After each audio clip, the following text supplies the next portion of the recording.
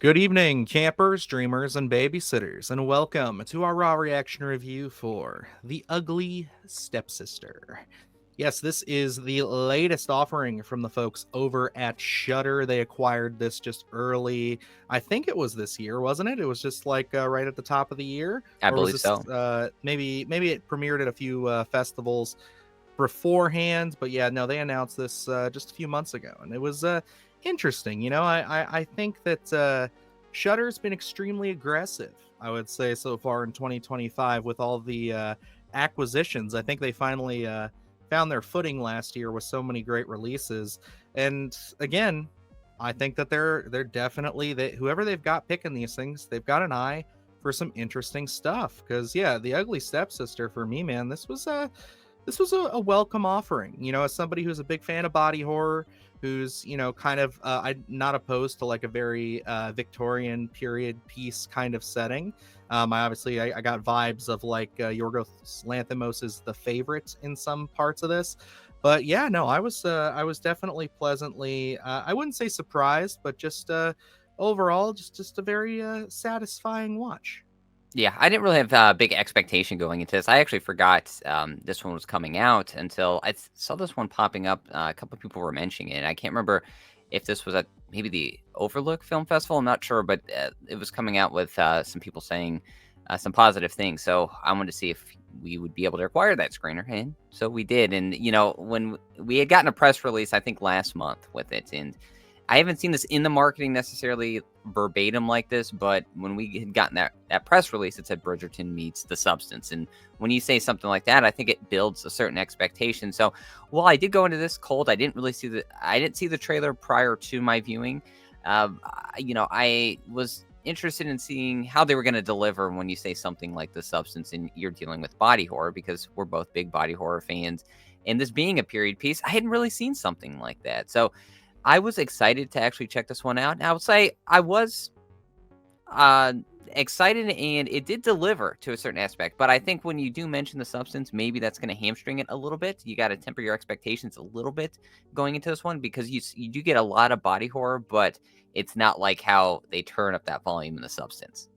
Yeah, this one's definitely, I would say, more like body augmentation kind of focused. It's definitely, it goes to some interesting places as it continues. But yeah, this is not in the same vein of like where you got that kind of sci-fi element with The Substance of like you just take this, there's this juice and you inject it in yourself and then you have a clone. It's very much kind of following dare I say, a more realistic approach, I guess you would say.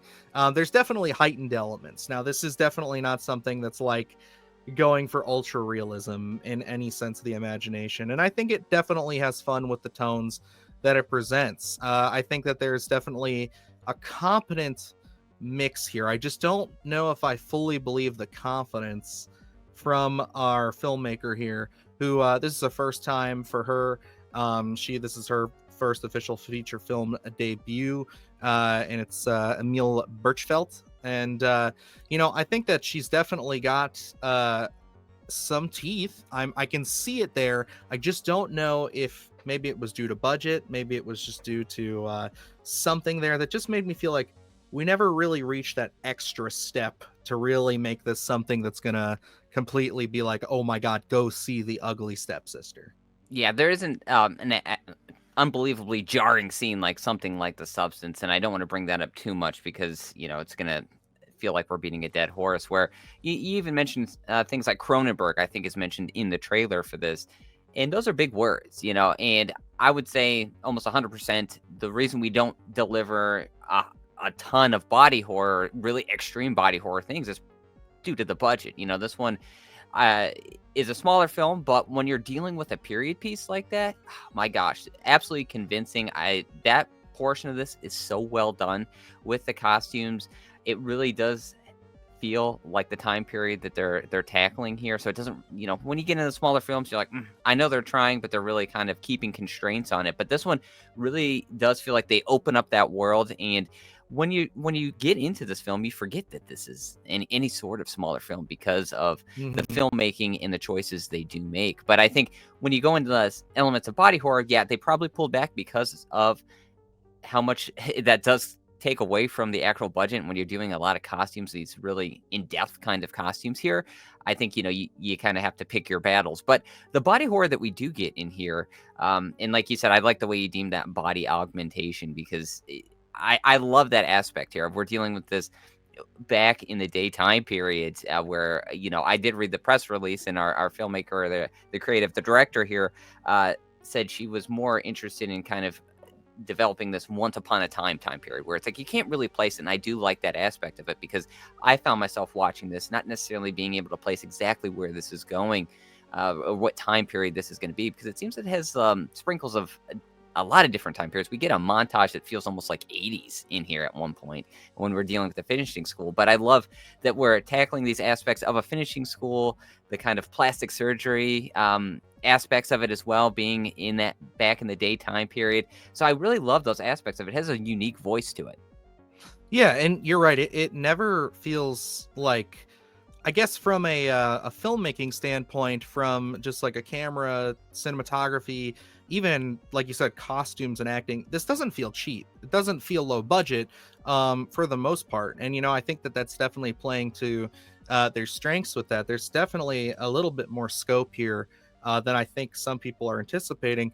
But yeah, it just really, I think it just comes down to this. There's a lot of buildup and a lot of really solid potential for this idea and what they could do, and just how off the rails, if the budget was there to allow them to, they really could have went. And I think that was really my biggest gripe with the movie, is that it's a great first time outing, but as somebody who's living in a post substance world, who's a very big fan of body horror movies like Body Melt and all kinds of stuff, where it's like we just get these, we're spoiled with these incredibly elaborate practical effects. I mean, The Thing, that's my favorite horror movie ever, so obviously body horror, there's gonna be some kind of a pullback hesitation. But I could see people who aren't maybe huge fans of body horror, maybe aren't as well versed in it, stumbling across this as like a gateway body horror movie and just seeing if this is something they can even withstand. Because again, I think the thing that is, I think, more, how do I put this? The thing that I think is more present here than I would say in some of these other ones I just mentioned is there's a lot more focus on the pain aspect of this. And I think that's also a very big positive. I think that's a very interesting, unique to it. It's like, how much are you willing to sacrifice, and willing to put up with just to stand out or to improve yourself, per se.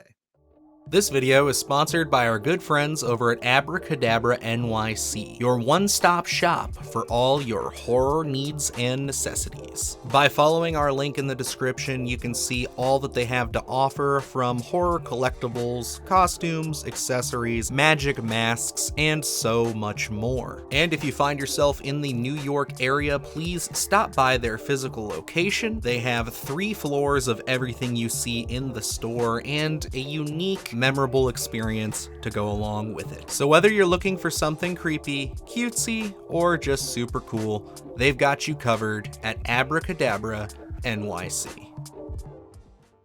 Yes, yeah, and I'd like to take here now. I'm assuming if you stumbled upon this review or did any sort of research for The Ugly Stepsister, this is a take on the Cinderella story, and they're really more so leaning on that Grimm Brothers fairy tale aspect of it. And I'll say, with that kind of gothic maybe aspect that they bring here, it's really macabre, really dark, and I love that idea here, because so many people see the Disney aspect of it, and Cinderella is in this, and it's like we kind of lean on that point of view, but we're actually getting the other side of the fence, so to speak, here. And what the ugly stepsister Elvira, played by Leah Myron, I believe, is who plays her.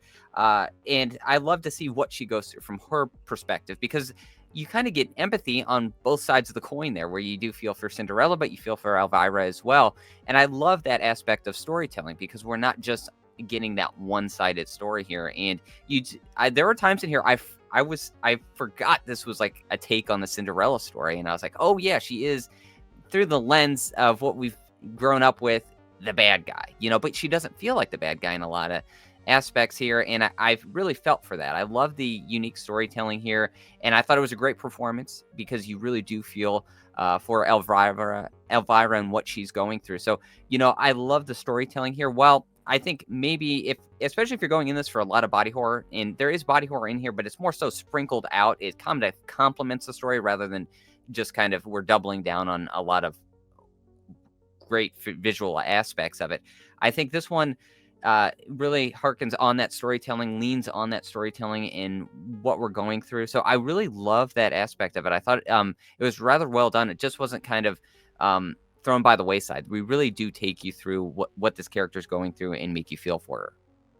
Absolutely. And yeah, for me, I got to also compliment the performers in here. I think they did an excellent job with the material. I thought that they were definitely a lot of fun. I thought the biggest highlight, of course, is Elvira. I thought that she did an excellent job. Again, giving, like you said, that other perspective that we don't really see all that often with the Cinderella story. So I give them all props. I don't think the cast is in any way, shape, or form holding this movie back at all.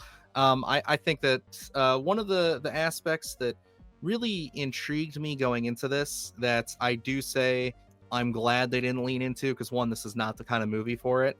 But when you hear that, obviously we've got these public domain horror movies everywhere. You know what I mean? Like we're big on the channel about these. So I went in kind of maybe half expecting this to kind of lean a little bit more into it, and I love the approach they took here, because not everything that is pulling from the public domain has to go with the goofy slasher kind of out of the box, really zany stuff. We can actually take it and play with it and kind of tailor our own story to it. It's just something that I think more people need to realize, that it's like there's two ends to the spectrum here when it comes to kind of dealing with this sort of material. And I got to say, overall, I think The Ugly Stepsister is certainly worth checking out. It's definitely something that I'm going to land with worth a watch on. I think that a lot of people will probably stumble across this a few months down the road.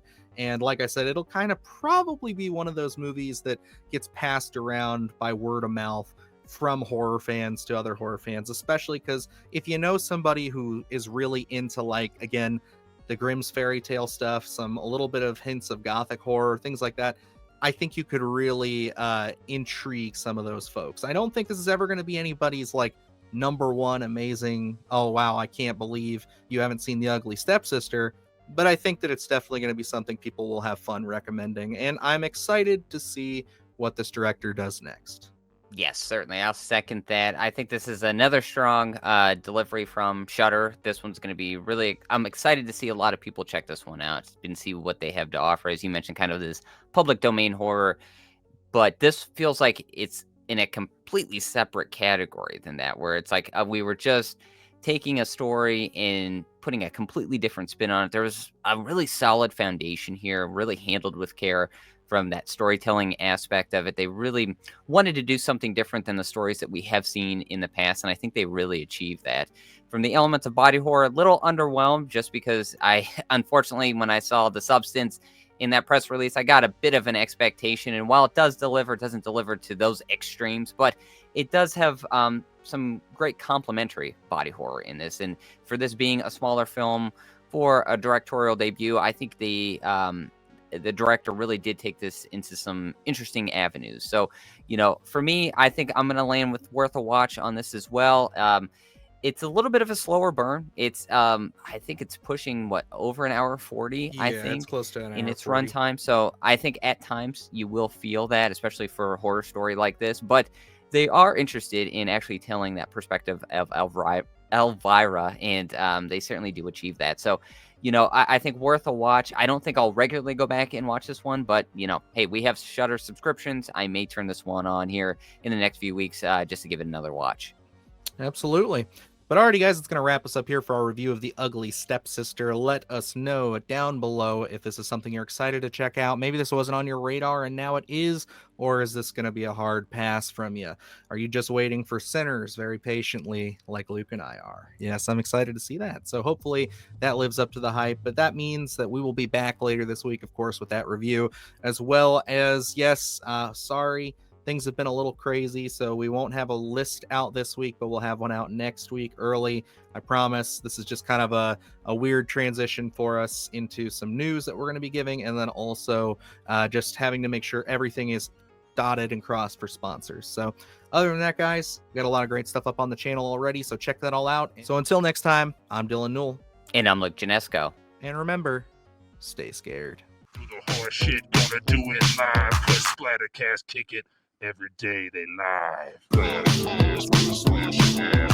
Splattercast, gonna smash your ass. Splattercast, gonna smash your ass. Splattercast, gonna smash your ass. Splattercast, gonna smash your ass. Splattercast, gonna smash your ass. Splattercast, gonna smash your ass.